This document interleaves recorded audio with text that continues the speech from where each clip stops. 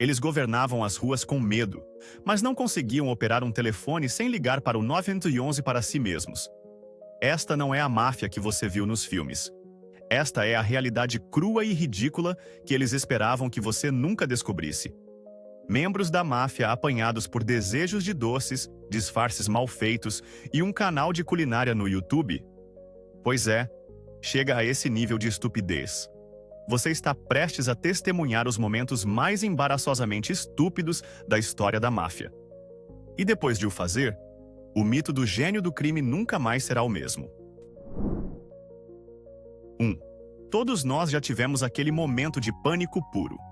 A chamada acidental de bolso para um ex, o seu chefe, a sua mãe. Mas um mafioso de baixo escalão de Nova Jersey decidiu levar esse jogo para o nível profissional. Este tipo ligou acidentalmente para o 911 do bolso, enquanto ele e a sua equipa discutiam casualmente a sua empresa criminosa, incluindo, planear 1 ou 2 assassinatos. Ele não se limitou a ligar para a polícia. Deu-lhes um lugar na primeira fila para um podcast transmitido ao vivo, intitulado Como Ser um Criminoso Terrível. Temos de imaginar o operador do 911 a colocar a chamada em alta voz para todo o escritório, tipo: "Pessoal, tem de ouvir isto, a Brenda está a fazer pipocas." Este tipo inventou sozinho o conceito de se denunciar a si mesmo. Ele forneceu o motivo, os meios e a confissão completa, tudo cuidadosamente embalado numa única chamada telefônica acidental. Ele foi o bufo e o seu telefone foi o informador, tornando esta a investigação policial mais fácil da história da humanidade. 2. Ser um mafioso de alto escalão sob vigilância do FBI exige um certo nível de fineza e subtileza. Anthony "Tony Boy" Zinzi tinha a subtileza de um rally de monster trucks numa biblioteca. Enquanto os federais vigiavam todos os seus movimentos, Tony Boy sentiu um desejo por entretenimento de qualidade. Então, ele entrou tranquilamente numa loja e roubou um DVD. O filme pelo qual arriscou a sua liberdade? Tudo Bons Rapazes. Deixe que isto seja assimilado por um segundo. Isto é como um tubarão ser preso por roubar o filme Tubarão. Os agentes do FBI devem ter se desmanchado a rir na sua carrinha de vigilância. Ele arriscou décadas numa prisão federal por um disco de $10. O universo tem um sentido de humor estranho, mas isto foi uma piada final entregue diretamente às autoridades. Um mafioso, a ser vigiado pela polícia, roubou um filme sobre mafiosos. Não se consegue escrever uma comédia tão perfeita. 3. Um bom disfarce deve fazer com que se misture, se torne invisível. O disfarce de Salvatore Sammy o Cavalo, galante, fê-lo destacar-se como um Sasquatch, numa exposição de cães. Numa tentativa de despistar a polícia, Sammy o Cavalo pôs uma peruca de mulher e um adorável vestido floral. Um plano sólido, exceto por alguns pequenos detalhes. Sammy tinha 1,90 m, pesava 129 quilos e ostentava um bigode que parecia 2 esquilos a lutar no seu lábio superior. Ele parecia menos uma mulher discreta e mais um jogador de futebol americano que perdeu uma aposta. A única coisa que ele precisava de mudar, o bigode, ele manteve. Os polícias não se limitaram a avistá-lo. Ele tornou-se um ponto de referência local. Eles provavelmente começaram a dar direções baseadas nele. Sim, vire à esquerda no tipo gigante e peludo de vestido de verão. Se encontrar o gajo que parece um urso confuso travestido, já passou do ponto. 4. No que parece ser um roteiro rejeitado para um episódio de Looney Tunes, um mafioso chamado Vincenzo Curi, cuja alcunha era Vini o Peixe, decidiu assaltar uma peixaria. Ele entrou, a tentar parecer muito duro e ameaçador, com a arma de fora pronto para ser o maior. E então, porque o universo adora a ironia, ele escorregou imediatamente no chão molhado, porque... bem, é uma peixaria. Ele caiu com toda a graça de uma bola de bowling no gelo, a sua arma a deslizar para uma pilha de camarões. Antes que pudesse dizer "Mamma Mia", os peixeiros que ele estava a tentar assaltar amontoaram-se em cima dele e amarraram-no. Ele não foi derrubado por uma equipe da SWAT. Foi neutralizado por um bando de tipos de avental que cheiravam vagamente a salmão. A sua própria identidade de marca traiu-o da forma mais hilariante possível. 5. Um assassino a soldo da família Colombo estava pronto para um assassinato profissional e silencioso. Ele tinha o alvo, o local, o carro de fuga. Era um verdadeiro profissional. Exceto por um pequeno e crucial detalhe da sua ida às compras. Quando chegou a hora de enroscar o silenciador na sua pistola para aquele clássico de filme, descobriu que as roscas não correspondiam. Ele comprou o modelo errado. Isto é o equivalente no crime organizado a aparecer para montar uma estante do IKEA com uma chave de fendas Phillips quando se precisa de uma chave Allen. Imagine a pura e silenciosa frustração daquele momento. Você está no auge, pronto para um trabalho sujo, e é frustrado por um mau design de produto. Ele teve de abortar um assassinato da máfia por causa de um problema de compatibilidade de equipamento. O que vem a seguir? Cancelar uma extorsão porque o Wi-Fi está embaixo? 6. Se você é um fugitivo procurado, a sua lista de tarefas deve ser bastante curta. Número 1. Não ser apanhado. O que não deveria estar nessa lista? Atualizar o seu estado no Facebook a cada 10 minutos. Um mafioso italiano que esteve em fuga durante anos simplesmente não conseguiu resistir ao doce fascínio da popularidade nas redes sociais. O seu desejo por gostos era aparentemente mais forte do que o seu desejo por liberdade. Ele publicava fotos de comida do seu esconderijo, selfies de férias, provavelmente até citações inspiradoras sobre um pôr do sol. Ele estava basicamente a criar um rastro digital direto para a sua porta da frente, com as hashtags Wes, vida de fugitivo abençoado. A polícia não precisou de uma unidade de vigilância de alta tecnologia. Só precisou de um estagiário com uma conta no Facebook. Ele não foi enganado por um gangue rival. Foi apanhado porque estava demasiado sedento por gostos. 7. Todas as famílias têm aquele parente que se torna uma lenda por todas as razões erradas. Para a máfia de Filadélfia, esse parente era Salvatore Chuck Merlino. Após o que só podemos presumir ter sido uma quantidade lendária de álcool, Chuck foi preso por conduzir sob o efeito do álcool. Mas ele não estava a zigue-zaguear num Lincoln Continental. Não, este gênio absoluto foi mandado parar enquanto conduzia um corta-relva numa autoestrada pública. Isto é o pico da energia, segura na minha cerveja e vê isto. Ele estava a tratar um John Deere como se fosse uma Harley Davidson, a arrastar-se na faixa lenta enquanto caminhões de 18 rodas passavam por ele a alta velocidade. Isto não foi apenas um crime. Foi um pedido de ajuda que cheirava a uísque barato e relva recém-cortada. Você sabe que tomou algumas más decisões na vida quando o seu veículo de fuga tem uma velocidade máxima de 8 km por hora, e a sua função principal é aparar o seu relvado da frente. 8. Quando se trabalha para um tipo chamado Tony a Formiga Spilotro, espera-se que seja intimidante. O disfarce de Frank Culotta para um assalto foi intimidantemente mau. O seu plano brilhante para esconder a sua identidade envolvia um bigode falso que parecia estar a perder pelo e uma peruca que parecia ser um animal morto que ele encontrou na estrada. Era tão transparentemente horrível, tão ridiculamente de baixo esforço, que uma testemunha o identificou imediatamente, provavelmente porque pensou: quem mais usaria um disfarce tão estúpido? Era menos uma máscara e mais um artigo de festa. Ele poderia muito bem ter usado uma t-shirt que dizia: eu definitivamente não sou Frank Culotta. Por favor, ignorem a minha cara. O disfarce em si foi um crime maior do que o assalto que ele estava a tentar cometer. Ele não era um mestre do disfarce. Era um mestre do desastre. 9. Quando se ouve mafioso ativo, provavelmente imagina-se um tipo no seu auge, cheio de vigor e ameaça. Não se imagina um avô que precisa de uma cesta a meio de um dia de trabalho. Mas conheçam John Sonny Franzese. que com a respeitável idade de 93 anos ainda estava tecnicamente no ativo como subchefe. O seu último grande ato de gangsterismo foi tentar extorquir um clube de strip de Nova York. Mas a meio de impor a lei, Sonny fez o que qualquer pessoa de 93 anos faria depois de um longo dia: adormeceu. Ali mesmo, a meio da extorsão. Os tipos que ele estava a tentar intimidar devem ter ficado incrivelmente confusos. É suposto termos medo? Devemos arranjar-lhe um cobertor? É a jogada de poder menos intimidante da história do crime organizado.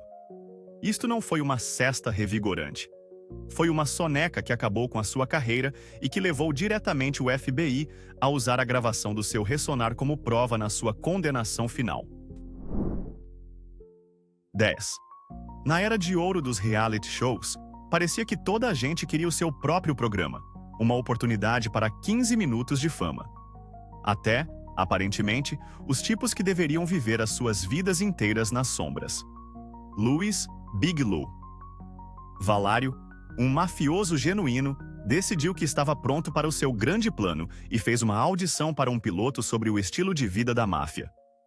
Para provar a sua autenticidade e credibilidade aos produtores, ele basicamente deu-lhes uma aula magistral sobre segredos da máfia, revelando segredos que estavam hermeticamente selados há décadas. O programa, previsivelmente, foi um fracasso espetacular e nunca chegou a ir para o ar. Mas o episódio piloto? Esse encontrou uma audiência muito dedicada e muito atenta no FBI. Eles puseram as mãos nas filmagens e usaram-nas para construir um caso sólido contra ele.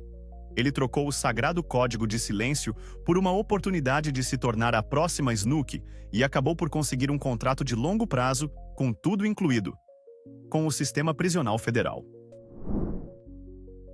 11. Quando se é um chefe de alto escalão da Camorra e se está em fuga de todo o estado italiano, a lista de prioridades deve ser bastante simples: permanecer escondido, não ser apanhado, manter-se vivo.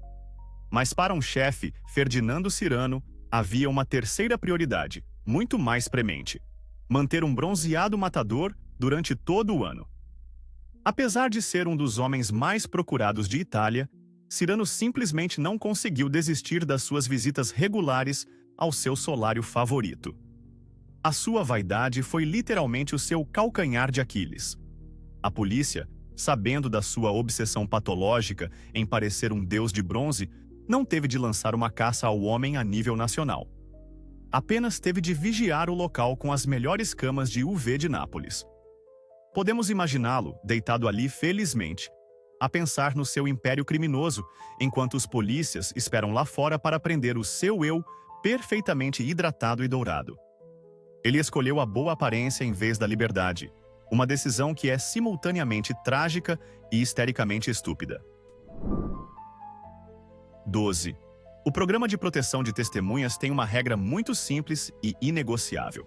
Você conta ao governo tudo o que sabe, todos os segredos sujos, e, em troca, recebe uma nova vida como gerente de uma Cinnabon, no Nebraska.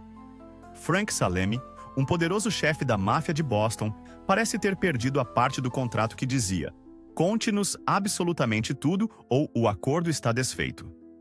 Depois de entrar no programa e começar a sua nova vida, as autoridades descobriram que ele se tinha convenientemente esquecido de mencionar um pequeno e insignificante detalhe do seu passado: o facto de ter estrangulado pessoalmente o dono de uma discoteca até a morte. Isso não é como esquecer onde deixou as chaves. É como esquecer uma temporada inteira de uma série de TV onde você era o personagem principal e o enredo era assassinato. Quando confrontado, quase se pode ouvi-lo a dizer: esse assassinato? Foi mal, passou-me completamente." Sem surpresa, os federais revogaram imediatamente o seu cartão de saída livre da prisão. 13. Para algumas pessoas, a moda é vida. Para um assassino a soldo de Filadélfia, a moda foi, literalmente, uma sentença de prisão perpétua. Após um assassinato da máfia, a polícia tinha muito pouco por onde começar. Nenhuma testemunha que falasse, nenhuma impressão digital, apenas algumas imagens de vigilância granuladas. Mas nessas imagens, eles viram os pés do assassino, e esses pés ostentavam um par de sapatilhas únicas, ridiculamente caras e de alta gama. O seu gosto impecável por calçado tornou-se a sua ruína. Os federais não precisaram de localizar um criminoso experiente. Apenas precisaram de encontrar o único tipo em Filadélfia com um hábito de sapatilhas de $1.000 e uma afiliação conhecida com o crime organizado. Ele literalmente caminhou para uma sentença de prisão perpétua porque não conseguiu usar um par de sapatos baratos e não rastreáveis para um assassinato. O seu estilo era tão chamativo que gritava: "Eu sou o assassino", mais alto do que qualquer testemunha ocular jamais poderia. A sua declaração de moda tornou-se a declaração final do procurador. 14. À medida que a máfia entrava relutantemente na era digital, seria de pensar que eles pelo menos tentariam levar a cibersegurança a sério. Um certo capitão da família do crime Bonanno não recebeu esse memorando. Ele mantinha todos os seus registros financeiros sensíveis. Estamos a falar de esquemas ilegais, pagamentos de extorsão, todo o livro de contas ilegal, num único ficheiro de computador protegido por senha. Quando o FBI o prendeu e apreendeu o seu computador, depararam-se com uma parede digital. O capitão, sob imensa pressão, não conseguia lembrar-se da senha. Ele provavelmente estava a suar, a tentar lembrar-se do aniversário da sua filha ou do seu cavalo favorito. Depois de um tempo, os técnicos do FBI, provavelmente por puro tédio, tentaram a coisa mais estúpida e óbvia em que conseguiram pensar. A senha que protegia toda uma empresa criminosa? Password 123. É tão monumentalmente estúpido que é quase brilhante, exceto que não é. É apenas muito, muito estúpido. 15. Durante 30 longos anos, Vincent, The Chin, gigante, jogou o jogo longo, tentando convencer o mundo inteiro de que era clinicamente insano para evitar a acusação. A sua atuação foi lendária, uma aula magistral de dedicação. Ele vagueava pelas ruas de Nova York, num roupão e chinelos esfarrapados por barbear, a resmungar para si mesmo, parecendo estar a um passo de discutir com um hidrante. Ele era o Daniel Day-Lewis, do crime organizado, um ator de método completamente comprometido com o seu papel. A sua própria equipa tinha de realizar reuniões secretas enquanto ele supostamente tomava banho, apenas para manter a elaborada ilusão para as escutas do FBI. Mas, eventualmente, os federais cansaram-se do espetáculo da Broadway. Eles reuniram provas suficientes para provar que ele era tão são como qualquer pessoa, apenas com um guarda-roupa melhor para relaxar. Ele não ganhou um Oscar pela sua atuação, mas conseguiu um papel principal numa cela de prisão federal para o resto da sua vida. 16. O código de silêncio da máfia, a omertá, deveria ser a sua regra mais sagrada e inquebrável. Angelo Ruggiero, o subchefe de John Gotti, tratava-o mais como uma sugestão gentil que ele era livre para ignorar. O FBI colocou uma escuta no telefone da sua casa, e o que eles conseguiram foi uma mina de ouro de conteúdo além dos seus sonhos mais loucos. O homem não se calava. Ele falava sobre tudo: planos de assassinato, fraudes, as suas desavenças pessoais com outros mafiosos, provavelmente a sua receita de massa favorita. Ele era um Wikileaks de um homem só para a família do crime Gambino.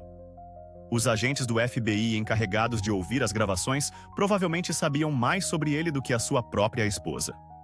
Eles não tiveram de conduzir uma investigação complexa, apenas tiveram de se sentar, pressionar o botão de gravar e deixar a boca de Angelo fazer todo o trabalho por eles.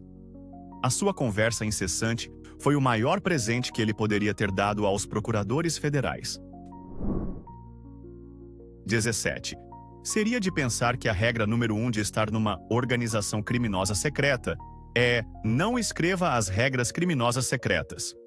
Mas para um chefe italiano de topo, este conceito era aparentemente demasiado avançado. Quando a polícia invadiu a casa de Salvatore Lupiccolo, um mafioso siciliano de alto escalão, não encontraram apenas armas e dinheiro. Encontraram uma lista datilografada e plastificada, intitulada Os 10 Mandamentos de ser um bom mafioso. A lista incluía dicas úteis como: não olhe para as esposas dos seus amigos e chegue sempre a horas aos compromissos. Era menos um código sinistro e mais um manual de RH corporativo para gangsters. Pode-se imaginar os polícias a lê-lo em voz alta na sala de provas, mal conseguindo conter o riso. Ele literalmente criou uma cábula para a acusação. A regra número 11 deveria ter sido: não crie uma cábula. 18. John Gotti, o infame Dapper Don, adorava os média. E os mídia adoravam-no de volta. Ele era uma estrela de rock do mundo da máfia, sempre vestido a rigor, sempre pronto com uma citação espirituosa para as câmaras. O seu ego era tão massivo que poderia ter o seu próprio código postal. Infelizmente para ele, o FBI também adorava o seu vício nos mídia. Enquanto Gotti estava ocupado a pavonear-se para os repórteres e a cultivar a sua imagem pública de um dom de teflon intocável, os federais estavam silenciosamente a plantar escutas em todos os lugares que ele ia. A sua vanglória interminável, as suas proclamações ruidosas de poder e a sua incapacidade de simplesmente se calar foram todas capturadas em fita. Ele praticamente transmitiu ao vivo a sua própria queda. O seu ego estava a passar cheques que toda a sua empresa criminosa não podia cobrir, e os federais ficaram mais do que felizes em ser os cobradores. 19. A história de Al Capone é um clássico intemporal da estupidez criminosa. Aqui está um homem que construiu um império multimilionário com contrabando, jogo e violência. Ele era um dos homens mais poderosos e temidos da América, responsável por inúmeros crimes. E o que finalmente o derrubou? Qual foi o brilhante trabalho policial que acabou com o seu reinado de terror? Ele não pagou os seus impostos. É o momento facepalm supremo na história da máfia. Ele enganou gangues rivais, comprou políticos e tinha um exército de advogados, mas não conseguiu descobrir como preencher um formulário 1040. É o equivalente a assaltar com sucesso Fort Knox e depois ser preso por estacionar em segunda fila o seu carro de fuga. Ele criou um legado de derramamento de sangue e medo, apenas para ser derrubado por um bando de contabilistas com viseiras verdes. 20. Dizem que todo homem tem a sua fraqueza. Para alguns é a ganância. Para outros é o poder. Para Genaro Jerry Langella, um chefe de alto escalão da família Colombo, eram os doces. Especificamente, um certo tipo de doce italiano de uma padaria particular no seu bairro.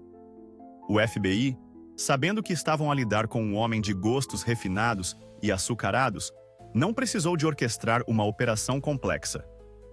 Eles apenas precisaram de aprender o seu horário de lanches. Eles sabiam que o seu desejo por um cannoli ou uma sfogliatella era tão poderoso, tão irresistível, que ele não conseguia ficar longe. Então, eles simplesmente esperaram por ele na padaria. Ele foi preso com açúcar em pó, ainda nas pontas dos dedos, uma vítima da sua própria gula. É difícil parecer intimidante algemado quando se acaba de ser apanhado a meio de um doce. 21. O assalto da Lufthansa de 1978 foi um dos maiores roubos de dinheiro da história americana. Foi uma obra-prima de planeamento e execução. As consequências, no entanto, foram uma aula magistral em péssima gestão de recursos humanos. O cérebro da operação, Jimmy the Gent Burke, decidiu que a melhor maneira de garantir o silêncio entre a sua equipa era, silenciá-los permanentemente. Ele começou a assassinar sistematicamente quase todos os envolvidos no assalto para eliminar pontas soltas. Isto, como se pode imaginar, atraiu uma tremenda quantidade de atenção indesejada da polícia. É um pouco como dar uma festa surpresa e depois incendiar a casa para garantir que ninguém fale sobre isso. A sua onda de assassinatos alimentada pela paranoia transformou um crime brilhante num banho de sangue que gritava: "Ei, FBI, olhem para aqui!" 22. Nick Scarfo, o chefe da família do crime de Filadélfia, não era um homem conhecido pelo seu estilo de liderança calmo e racional. Ele era um feixe ambulante de paranoia e raiva. A sua filosofia de gestão era simples: Se você sequer suspeitar que alguém pode ser desleal, você mata-o.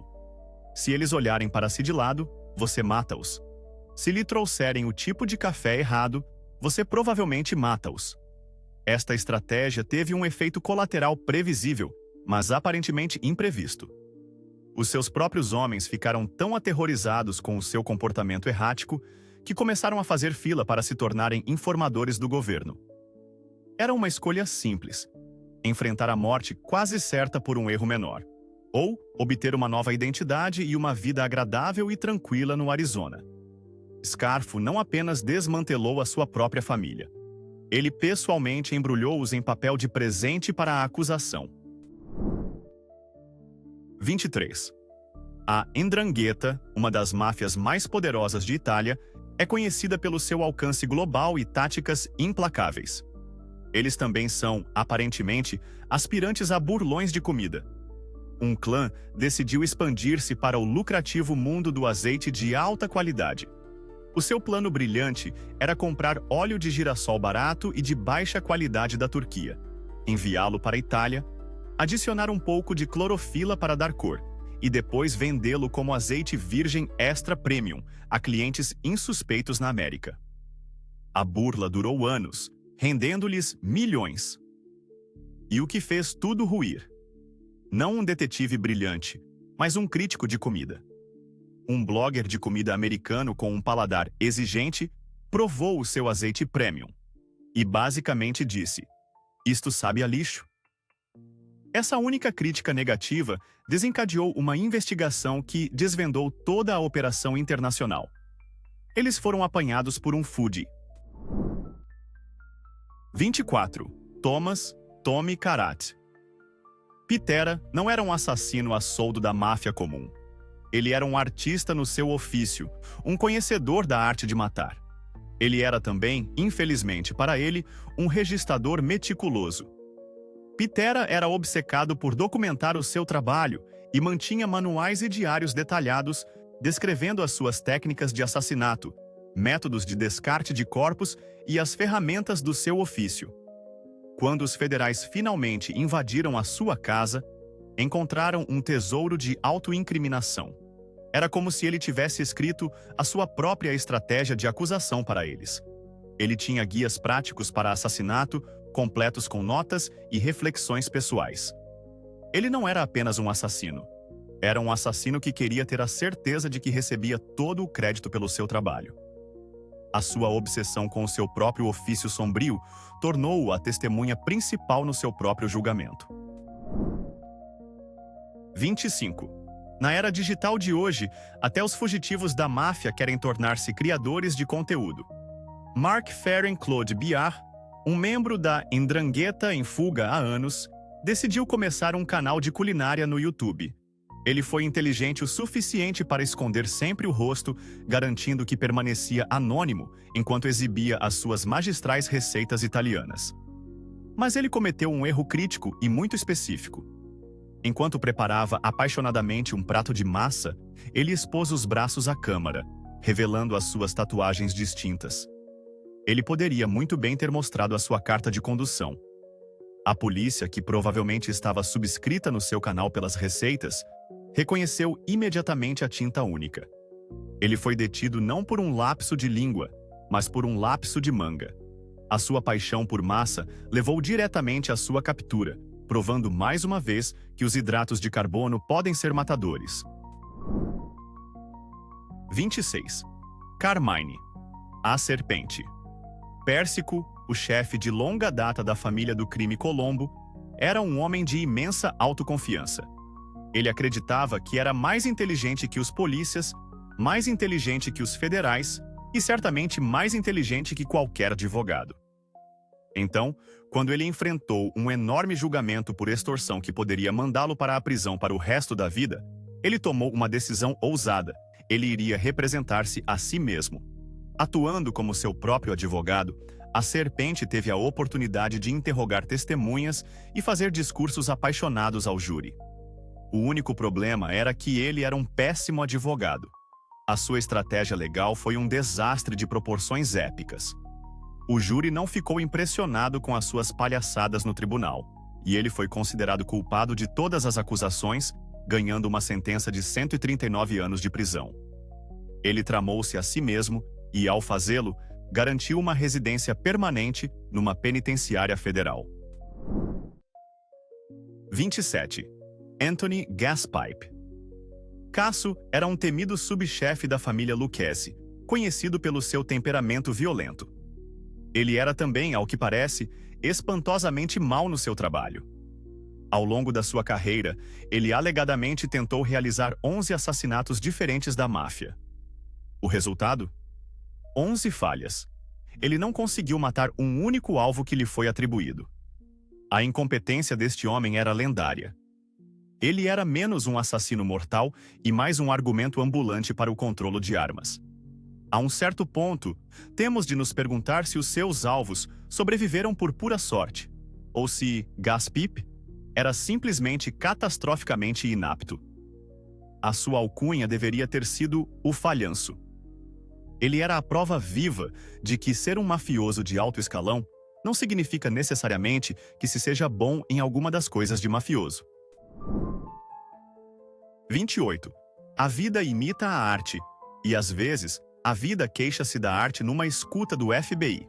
A família de Cavalcante, a equipa de Nova Jersey amplamente acreditada como sendo a inspiração da vida real para Os Sopranos, era aparentemente grande fã da série.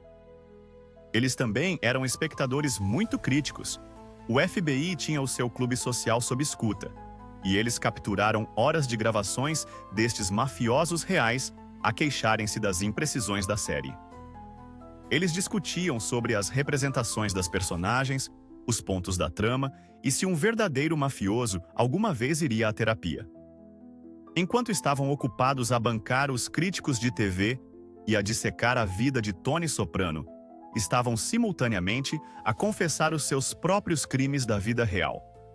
Eles estavam tão envolvidos na versão ficcional das suas vidas que se esqueceram completamente que as suas próprias vidas estavam a ser gravadas para uma audiência muito menos tolerante.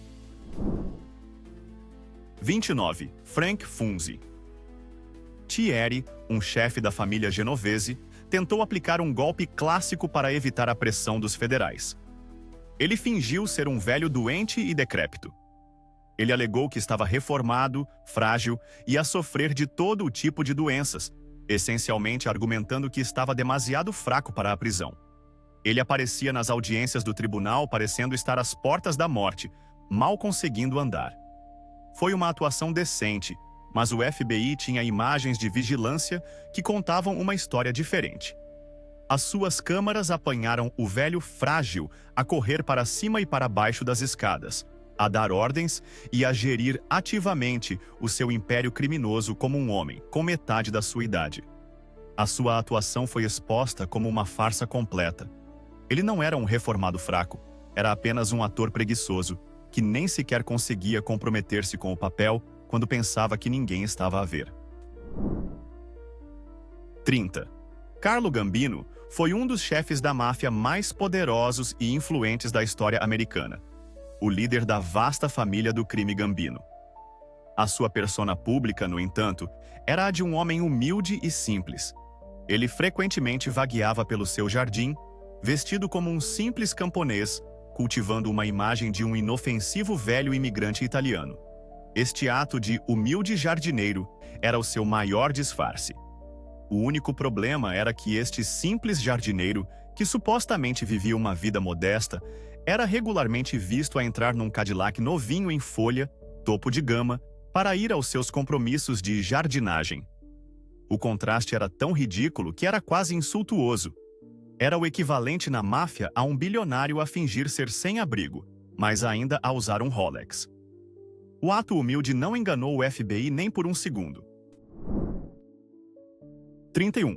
Transportar mercadorias ilegais como armas e drogas é um negócio arriscado. Então, a Camorra inventou o que eles pensaram ser um plano genial. Para mover o seu contrabando sem suspeitas, eles encenavam elaboradas procissões fúnebres falsas. Carregavam um caixão com armas em vez de um corpo, contratavam alguns falsos enlutados para chorar na hora certa e conduziam lentamente pela cidade, imunes a paragens policiais. Foi uma ideia brilhante a princípio, mas as suas medidas de redução de custos tornaram-se a sua ruína. Para poupar dinheiro, começaram a reciclar o mesmo defunto para vários funerais, às vezes 3 ou 4 vezes por semana. A polícia local acabou por reparar que a mesma família enlutada e o mesmo indivíduo falecido estavam a ter um funeral dia sim, dia não. O esquema era tão absurdamente repetitivo que praticamente pedia atenção. 32. Quando se é um membro procurado da Camorra, com um registro criminal cheio de crimes graves e violentos, seria de pensar que a sua principal prioridade seria manter um perfil discreto. Evitaria todo e qualquer contato com a lei. Mas um fugitivo, Frank Tieri, aparentemente esqueceu-se desta regra básica. Enquanto estava em fuga por crimes graves, foi apanhado em flagrante num supermercado. O seu crime? Ele estava a tentar roubar 2 grandes rodas de queijo parmesão. Isto não foi um ato desesperado de fome. Foi um momento de pura e inexplicável estupidez. Ele arriscou a sua liberdade, toda a sua vida em fuga, por um pouco de queijo.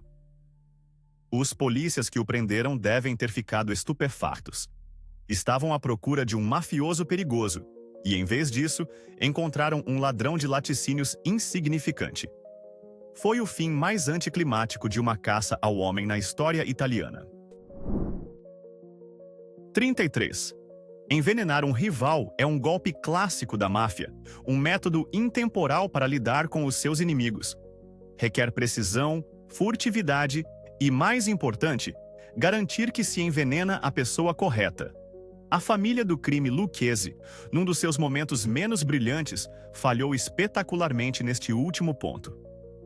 Durante uma tensa reunião com uma equipa rival, eles planeavam envenenar o prato de jantar do chefe inimigo. O plano era impecável, o veneno era potente, tudo estava pronto.